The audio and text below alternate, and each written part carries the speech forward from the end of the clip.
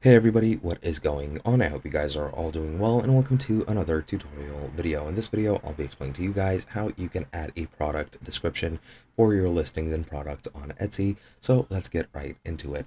Now, as you can see currently, I'm in the edit listing tab and this is through the setup for the shop manager. However, I didn't complete it because I don't want to add my billing and bank information because I don't plan on selling everything. I just have a test product right over here, which will serve perfectly for the purpose of this tutorial. Now, to add a product description, as you'll see, you have the description right over here. And as you can see, you can add the description right over here. Now, I just wrote test.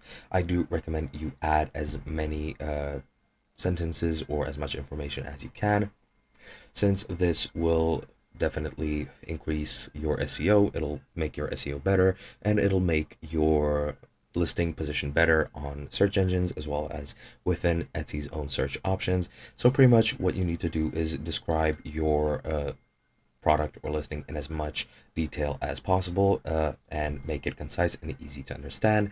And the more critical information you add, the better it'll position and it'll be easier to find on the search engines that your customers are using, so that your products come up at, well, as high up as they can.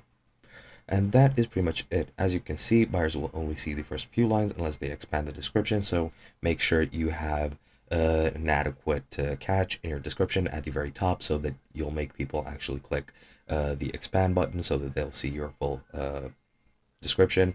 And once you do add the description, you just save your listing, and that is pretty much it.